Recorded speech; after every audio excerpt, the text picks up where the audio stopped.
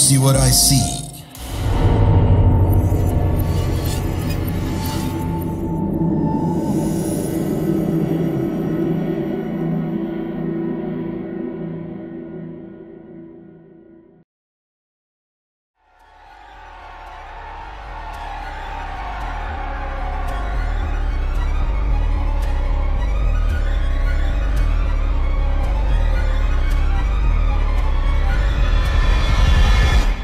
Halo, para pendengar podcast Do You See What I See?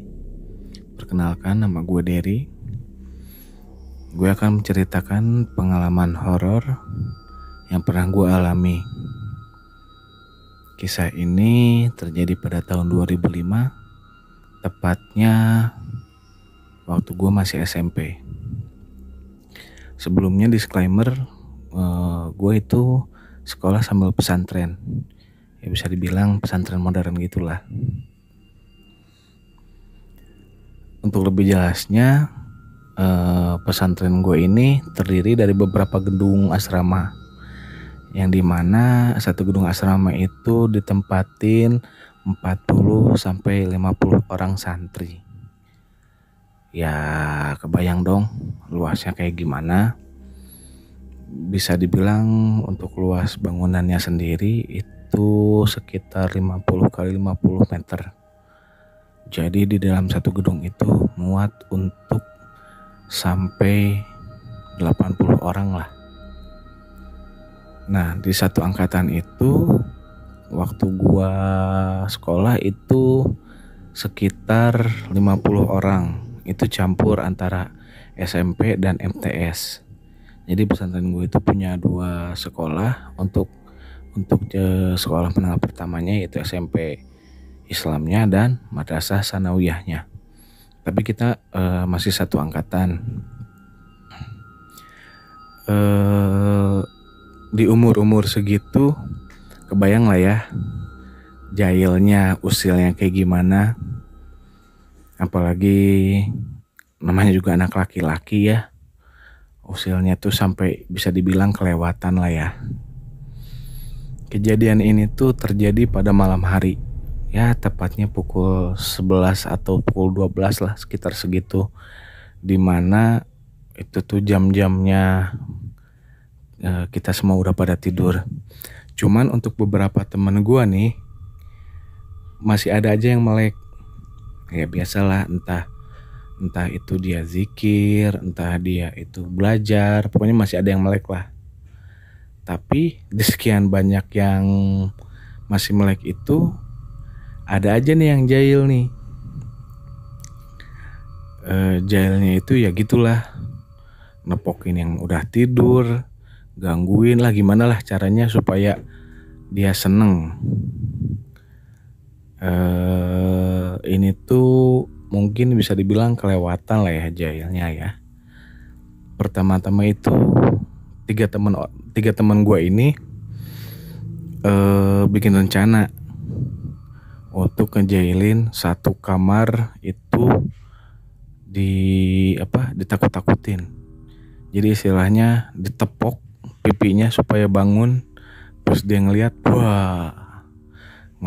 hantu. Padahal sih itu dijahilin. Ini tuh jailnya ini bisa dibilang agak lama ya. Soalnya kan ngebangunin satu-satu nih. Dari 50 orang ini, yang 3 orang ini ngebangunin satu-satu santri biar bangun. Nah pas setelah bangun, matanya melek. Ngelihat setan kan langsung teriak-teriak tuh, diketawain gitu. Nah ini tuh dari jam 12 sampai jam setengah 2 malam deh kalau nggak salah ingat. Itu tuh yang duanya itu jadi setan, yang satunya tuh tukang nepokin pipi temen gua. Yang lain jadi yang dijailin tuh yang udah tidur semua. Nah ini setelah beberapa orang bangun, ribut kan tuh, ribut.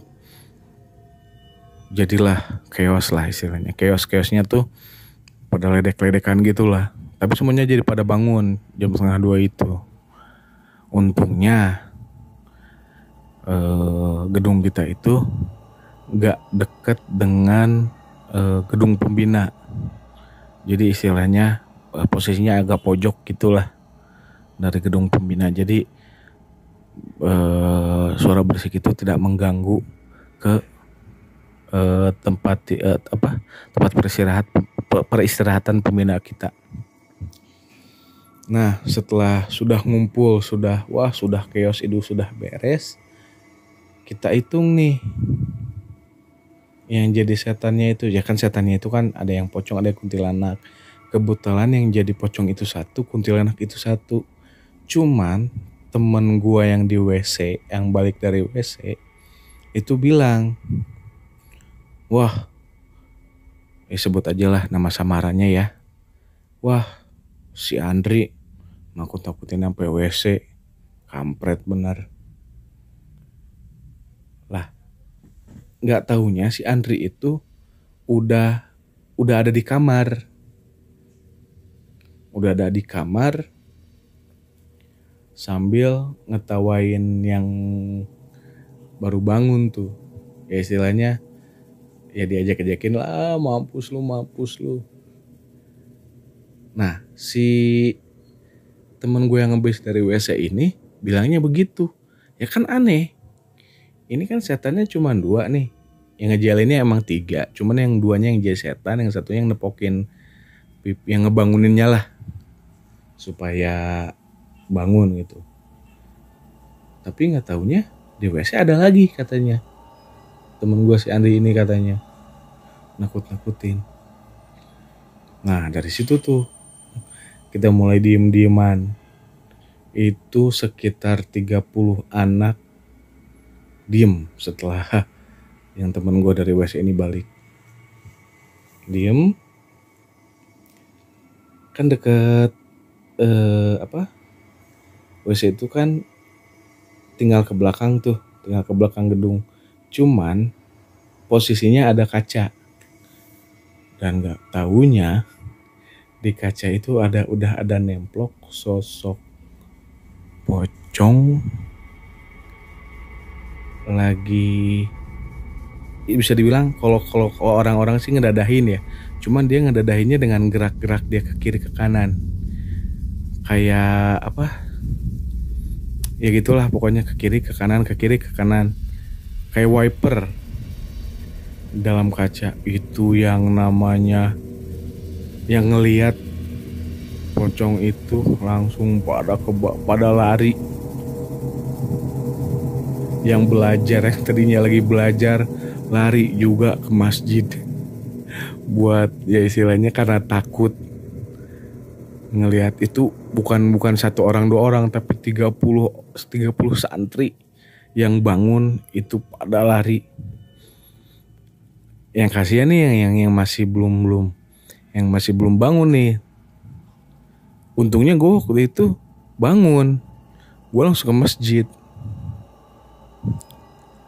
Jadi dari jam 2 itu sampai subuh kita di masjid semua. Itu kan kalau di pesantren itu kan biasanya kalau subuh itu emang sudah pada dibangunin ya. Kadang-kadang jam 4 tuh udah dibangunin sama pembinanya untuk sholat tahajud, ba'da subuh gitu. Ini pembinanya heran, kok hampir lebih dari setengahnya santri udah pada di masjid, kok rajin gitu. Padahal nggak taunya kita tuh habis ngelihat pocong.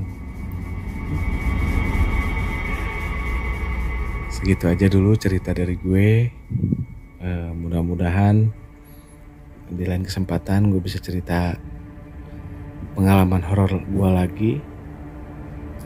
Dan sukses terus buat podcast Do You Say What I Say.